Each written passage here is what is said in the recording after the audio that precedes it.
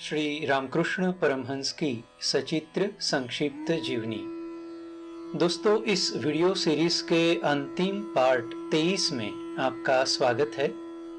श्री रामकृष्ण देव ने अपने 16 अंतरंग शिष्यों को सन्यास की दीक्षा देकर और उन्हें भगवा वस्त्र देकर आज के श्री रामकृष्ण मठ और मिशन की नींव रखी और श्री रामकृष्ण परमहंस का सभी धर्मों और सभी योगों, ज्ञान योग, भक्ति योग, कर्मयोग और राजयोग का समन्वय वाला एक नया जीवन दर्शन जो आधारित है शिव ज्ञान से जीव सेवा, यानी सभी जीवों को शिव स्वरूप जानकर उनकी सेवा करना, इसी जीवन दर्शन को सभी संप्रदायों और संस्कृतियों तक ले जाने का बहुत कठिन भगीरथ कार्य श्री रामकृष्ण मठ और मिशन कर रहा है।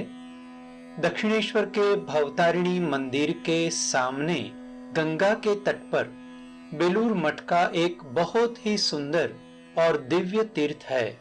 नीचे डिस्क्रिप्शन में बेलूर मठ की वेबसाइट की लिंक दी है। बेलूर मठ की वेबसाइट में आपको आपके पास के, आपके नजदीक के श्री रामकृष्ण मठ का पता और कांटेक्ट डिटेल्स मिलेगी। आपके निकट के श्री रामकृष्ण मठ की मुलाकात आपके जीवन को हमेशा के लिए दिव्य बना देगी।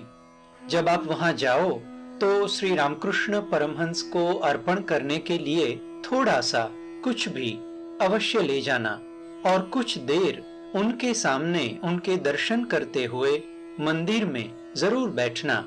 आपको अद्भुत शांति का अविस्मरणीय अनुभव होगा। हो सके तो शाम को जाएं और संध्या आरती का लाभ उठाएं। हर एकादशी को आश्रम में शाम 4 या 5 बजे श्री रामनाम संकीर्तन किया जाता है। यह संगीतमय रामायण पाठ के बहुत मधुर संकीर्तन का आनंद भी लेने जैसा है।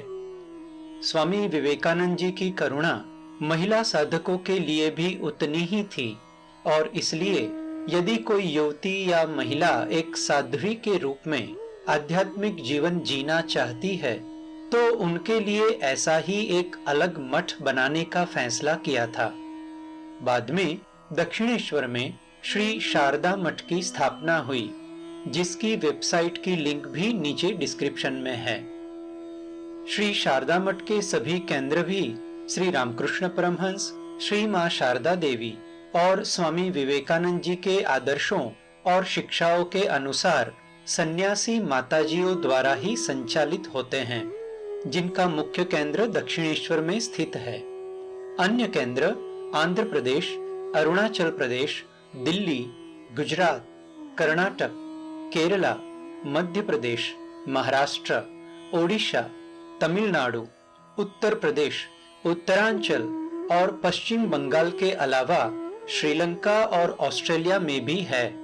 यदि एक गृहस्थ रहकर साधना के मार्ग पर आगे बढ़ने की इच्छा आपके भीतर प्रकट होती है तो श्री रामकृष्ण मठ या श्री शारदा मठ से संपर्क करके भी आप गृहस्थ के रूप में मंत्र दीक्षा प्राप्त कर सकते हैं। अधिक जानकारी और मार्गदर्शन के लिए कृपया दोनों मठों में से किसी एक से संपर्क करें।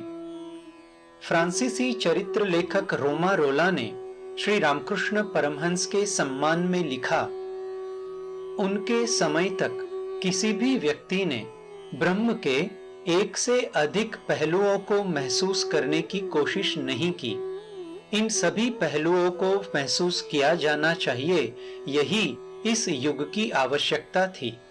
इस व्यक्ति ने अपने सभी जीवित मानव बंधुओं के साथ एकत्व सिद्ध किया था।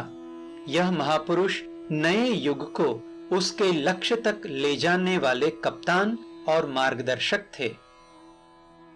श्री रामकृष्ण परमहंस के बारे में महात्मा गांधी जी ने कहा है, श्री रामकृष्ण परमहंस के जीवन की कहानी धर्म के आचरण की कहानी है। उनका जीवन ईश्वर को वास्तविक देखने की शक्ति देता है। उनके वादे न केवल पंडित के वादे हैं, बल्कि जीवन की किताब के पन्ने हैं। उनके अपने अनुभवों की अभिव्यक्ति है। इसीलिए वो पाठक पर अमिट छाप छोड़ती है।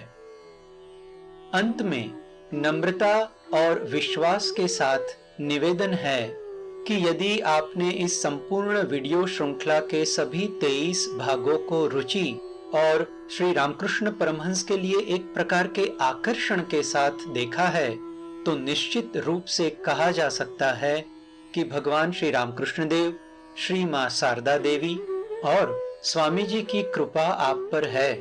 इसका प्रमाण यह है कि आपको यह वीडियो इंटरनेट पर मिला या आप इस वीडियो सीरीज को खोज पाए और आपने सभी भागों को देखा।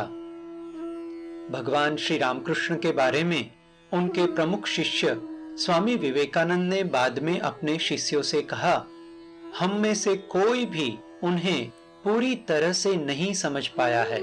सच कहूं तो मैंने भी उन्हें बहुत कम समझा है।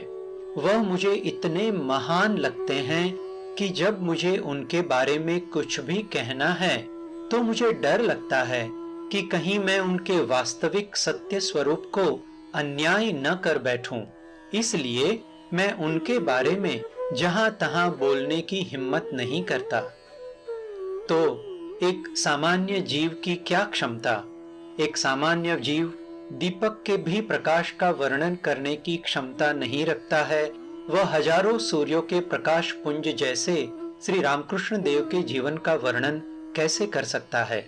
हालांकि उन्हीं के आशीर्वाद और प्रेरणा के सहारे इस वीडियो के माध्यम से सत्संग प्रेमियों के लिए पहली बार हिंदी भाषा में उनके दिव्य अवतारी जीवन की एक सचित्र झलक साझा करने का प्रयास किया।